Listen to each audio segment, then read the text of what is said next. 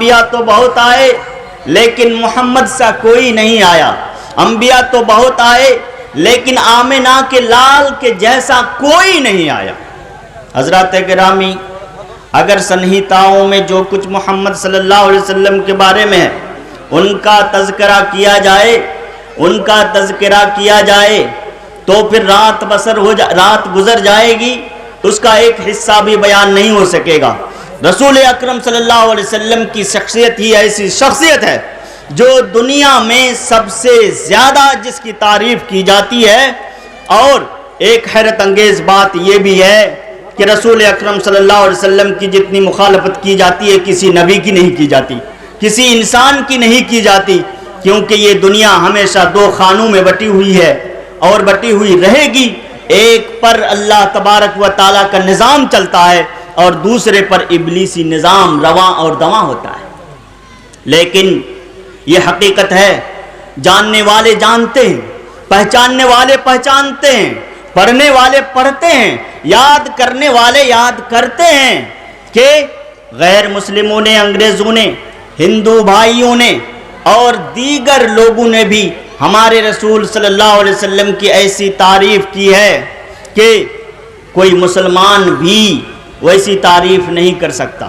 دیکھیے جنم ساکھی ولایتی والی صفحہ نمبر 168 میں گرو نانک، سکھوں کے گرو، سب سے بڑے گرو نانک کہتے ہیں کہ اول ناؤں خدائے دا، اول ناؤں خدائے دا، اول ناؤں خدائے دا، در دروان رسول، اول ناؤں خدائے دا، در دروان رسول، شیخانیت راس کرتا درگاہ، درگاہ پوی قبول، سکھارے درگاہ پوی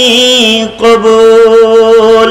یہ میری بات نہیں ہے، یہ کسی مسلمان کی بات نہیں ہے، یہ کسی عالم کی بات نہیں ہے، کسی فاضل کی بات نہیں ہے، محمد مصطفیٰ صلی اللہ علیہ وسلم کے کسی متبع اور پیروکار کی بات نہیں ہے، بلکہ سکھوں کے گرو نانک جی جنم ساکھی ولایت والی صفحہ نمبر 168 میں فرماتے ہیں کہ اگر محمد صلی اللہ علیہ وسلم کی کوئی اتباع نہیں کرے گا، اگر محمد صلی اللہ علیہ وسلم کی پیروی نہیں کرے گا، ان کی سنت پر عمل پیرا نہیں ہوگا، ان کی لائی ہوئی کتاب پر نہیں چلے گا، ان کی سنت کو نہیں مانے گا، تو قسم لے لو مجھ سے رب کائنات کی قسم، وہ اللہ تبارک و تعالیٰ کی رضا جوئی کبھی حاصل نہیں کر سکے گا، بلکہ اللہ تبارک و تعالیٰ کے دربار تک کبھی نہیں پہنچ سکے گا۔ حضرات گرامی، یہ ایک چھند ہے، اور یہی گرو نانک سکھوں کے سب سے بڑے گرو، آپ جانتے ہوں گے، وقت کی قلت کی وجہ سے تفصیل میں نہیں جاؤں گا، لیکن وہی کہتے ہیں، وہی جنم ساکھی بھائی والا صفحہ نمبر 195 میں کیا کہتے ہیں وہ ذرا سن لیجئے۔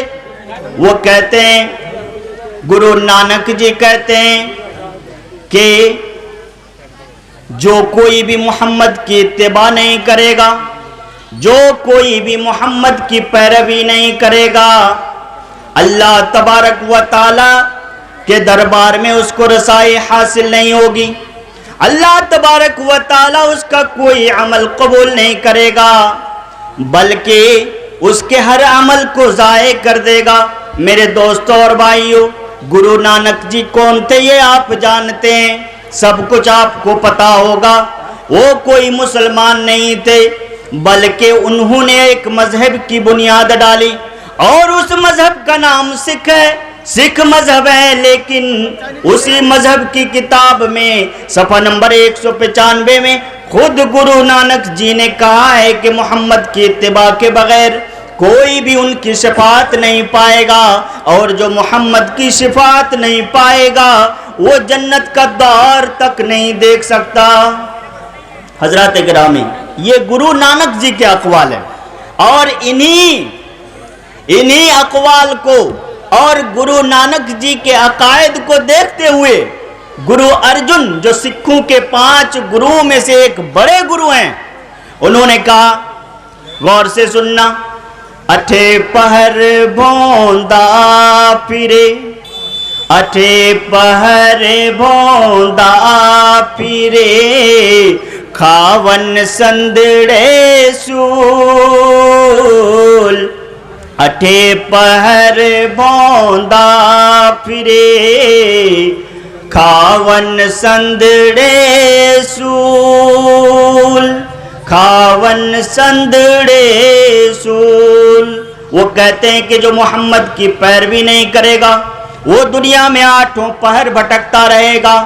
مسلمانوں، اپنی خوش نصیبی پر جتنا بھی فخر کرو کم ہے کہ تمہیں وہ رسول ملا ہے، تمہیں وہ نبی ملا ہے محمد مصطفیٰ صلی اللہ علیہ وسلم کی صورت میں، وہ رسول ملا ہے، وہ نبی ملا ہے کہ جس کے بارے میں گرو ارجن کہتے ہیں کہ جو محمد کی اتباع نہیں کرے گا، جو اس رسول کی اتباع نہیں کرے گا، وہ دنیا میں 8 پہر بھٹکے گا، کہیں بھی اس کو جائے پناہ نہیں ملے گی۔ اور آگے کہا کہ دوزخ پوندا کیوں رہے، دوزخ پوندا کیوں رہے، جاں ناچت ہوئے رسول۔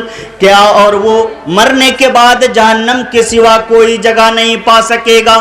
لیکن مسلمانوں، ذرا دل پہ ہاتھ رکھ کے سوچنا اور بتانا کہ تم اللہ کے رسول صلی اللہ علیہ وسلم کی سیرت کے بارے میں دن بھر میں کتنا پڑھتے ہو؟ رسول اکرم صلی اللہ علیہ وسلم کی سنت کے بارے میں کتنا پڑھتے ہو؟ رسول اکرم صلی اللہ علیہ وسلم کی سنت پر کتنا عمل کرتے ہو؟ حضرات گرامی، سوچنے کی بات ہے کہ جو لوگ اسلام کے نہیں تھے، جو مسلمانوں کے نہیں تھے، انہوں نے تمہارے رسول کا اعتراف کیا ہے، ان کی عظمت اور اہمیت کا اعتراف کیا ہے، لیکن ہم کو اور آپ کو خود ہی اپنے رسول کی عظمت کا اور اہمیت کا کوئی اعتراف نہیں ہے۔ اگر اعتراف ہوتا، رسول اکرم صلی اللہ علیہ وسلم کی سنت پہ عمل بھی ہوتا، آپ کے ذریعے، ہمارے ذریعے، ہمارے ماتا پتا کے ذریعے، لیکن دنیا کے مسلمانوں نے رسول اکرم صلی اللہ علیہ وسلم کو بھلا دیا، بالکل بھلا دیا، سیرت کے بارے میں کوئی سوچتا بھی نہیں ہے۔ تعجب کی بات ہے کہ ہندو بھائیوں تک محمد مصطفیٰ صلی اللہ علیہ وسلم کی بات ہم صرف 5% پہنچا سکیں، اور یہی وجہ ہے کہ ہندو بھائیوں کی طرف سے اللہ کے رسول صلی اللہ علیہ وسلم پر ایسی باتیں انٹرنیٹ پہ کہی جاتی ہیں کہ جن کو پڑھنے کے بعد غصے سے رونگٹے تو کھڑے ہو جاتے ہیں، لیکن ہم کچھ کر نہیں سکتے، بے بس ہیں، کیونکہ مسلمانوں کو کچھ پتہ ہی نہیں ان سب چیزوں کے بارے میں، ان سب چیزوں کے بارے میں کچھ بھی نہیں پتہ ہے اللہ کے رسول صلی اللہ علیہ وسلم کے بارے میں۔ یہ سوچنے کی اور بڑے افسوس کی بات ہے کہ دوسرے تو ہمارے رسول کی تعریف کریں، لیکن ہم خود ان کی سنت کو بالائے طاق رکھ دیں، طاقوں میں سجا کر رکھ دیں، قرآن کو اور سنت کو۔ حضرات گرامی، یہ رہی بات گرو گرنتھ صاحب کی، صفحہ نمبر 320 سے یہ میں نے چھند پڑھا ہے۔ اب چلیے ذرا اللہ تبارک و تعالیٰ نے ارشاد فرمایا سورہ آل عمران آیت نمبر 157 میں، اس آیت کو دیکھتے ہیں۔ اللہ تبارک و تعالیٰ نے کہا الذی یجدونہ مکتوبا عندہم فی التوراۃ والانجیل، کہ جو لوگ اس رسول کی پیروی کرتے ہیں، اس نبی کو مانتے ہیں جو امی ہونے کے باوجود پیغمبر عالم ہیں، بلکہ پیغمبر کائنات ہیں، معلم کائنات ہیں، استاد کائنات ہیں۔ اللہ تبارک و تعالیٰ نے کہا، دعویٰ کیا، اور اللہ تعالیٰ کا دعویٰ یقیناً سچ ہے، اس نے کہا کہ تورات اور انجیل میں ہمارے رسول کا تذکرہ ہے۔ تو تذکرہ ہے یا نہیں ہے؟ تذکرہ ہے یا نہیں ہے؟ یہ میں بتاتا ہوں کہ قرآن کی بات سچی ہے یا نہیں۔ آپ نے اگر تورات پڑھی ہے تو باب پیدائش، جس کو انگریزی میں کہتے ہیں ڈیوٹرانومی، چیپٹر نمبر 18 یعنی پارہ نمبر 18 اور آیت نمبر بھی 18. موسیٰ علیہ السلام کو اللہ تبارک و تعالیٰ نے تورات کے اندر مخاطب کر کے کہا تھا. کیا کہا تھا ذرا غور سے سنیے. اللہ تبارک و تعالیٰ نے کہا کہ I will raise among them a prophet. میں ان کے درمیان ایک رسول کھڑا کروں گا.